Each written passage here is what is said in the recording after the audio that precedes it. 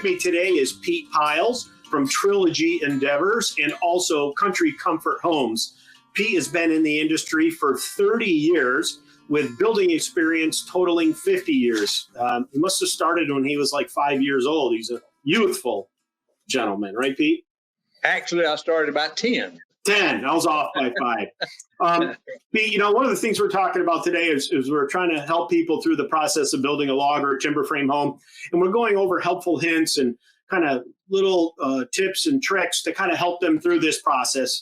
Like I've said so many times, building a log or a timber frame home is not like going into a subdivision and picking out your carpet, your 2 cabinet styles, and your vinyl siding. It's a little bit different than that. And one of the things that always comes up in the early stages is the considerations for the designing and then the ultimate building. Can you speak to that a little bit? What do people really want to think about when they consider building and designing a log or a timber frame home? Well, in designing and building a log and timber frame home, there are many things you have to consider that normally aren't considerations at all in stick-built housing, mainly because everything is so wide open and there's no place to hide things. Basically, what I try to do is look into the property. People need to look at their property, see how it lays, and really orient the house, get everything like it needs to be. You might want to have a shady screen porch, or you might want to have a sunny sunroom. So the orientation really has a lot to do with what you do there. Then, you want to make sure that the grading process is not the most expensive thing in the world also. So we like to take a look at the property just to see, and I think anybody ought to have someone with grading knowledge take a look at the property. Having been in construction for 50 years, the one thing experience does is tell you things you don't want to do again. So we try to avoid those pitfalls. Then when you get started to design the house, really, one of the main considerations is to get the foundation in correctly. All this log and timber stuff is manufactured very square. So if your foundation is not right, you have a serious issue. So you need somebody to check the foundation and the subfloors it goes in just to make sure that everything's going to fit properly. If the foundation is wrong, it's wrong all the way to the top. Yeah, somewhere along the way, you got to make an adjustment, right? And it's better to get it good from the get-go. Absolutely. Absolutely. Then you got to consider the layout of your house and how it flows. I don't particularly like to build hallways because hallways cost as much to build as the main floor of a bedroom. So you don't want to waste some money there. So in designing a home, you need to find out what flow you want. You need to determine what furniture you plan to use so it can be placed on the plan so that you can see how much space you have. Then you can massage the room size to get optimum space in each room without wasting any space. And in doing that and getting the furniture laid out, then you can determine where the windows need to be and don't have a window right behind the headboard of your bed, which is not a good thing. And also you need to make sure that you get your wiring laid out for the second floor. Your plumbing, you need to hide all of these items. Really, Pete, let's talk about that a little bit so people have an understanding. When you're building a conventional home, which means a framed wall, 2x6, and so on and so forth, a lot of that stuff is buried in the walls. Your wiring goes through your exterior walls.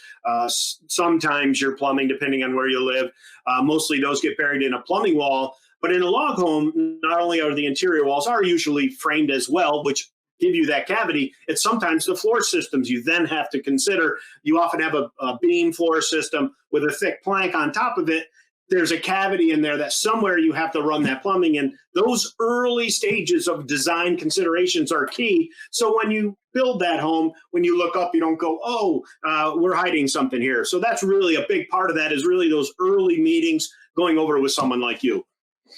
Planning things like that is of utmost importance, because you don't want to get through with the plan, then realize that your commode is sitting over your dining table, or you have things that are just in the wrong location on the second floor.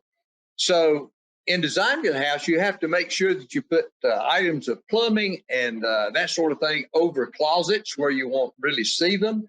You need to make sure that your duct chases, you have to have duct chases. Most standard plans you look at don't even have a duct chase in them, but you've got to hide that mechanical work.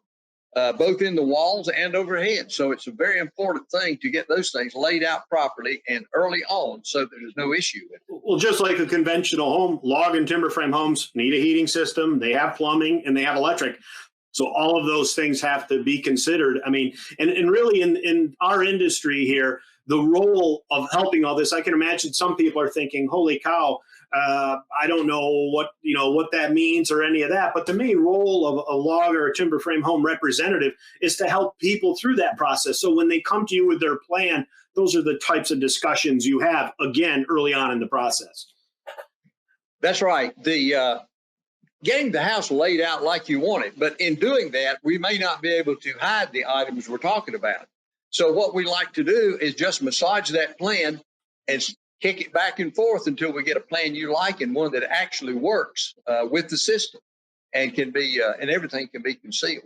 Pete, I want to thank you for those tips. Those were really great. Again, our goal here, and as always, whether we're in person or virtually, is to really help people through this process. We've all been a part of this industry for a long time, and I guess that's why we love it.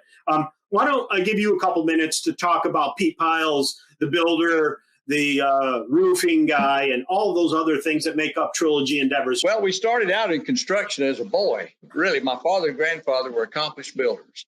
So we started at 10 years old cleaning up job sites. After we graduated from college, we decided to get in commercial industrial work. We worked for a steel fabricator for 15 years, and we realized at that point that things are either perfect or they're wrong, which gives you a whole different attitude about building things. There's no paint to match and caulk to fit. So then we left there. We did marketing work for a construction company for about 6 years. We left there and did commercial and industrial work for about 17 years, built all types of buildings. We built switch buildings for the cell industry in about 4 states over a 10-year period. So during that occupation, we decided to build our own log home, and we went into the log home business on our own and actually did both for a period of about 15 years. Wow. So we've been a very busy guy. And we not only have a lot of experience, and really most experience than a lot of people have birthdays, but we also have been a lot of places, done a lot of things, and learned a lot of things not to do. If you have any questions about anything related to building, Pete's the kind of guy that can help you with all his experience. And really, that's what, if you want to go to his booth, you can kind of pick away at his 50 years of building experience. He's here to help you today and really help you get that dream home built. Pete, I want to thank you again. You have a good rest of your day. Thank you, sir. Enjoyed it.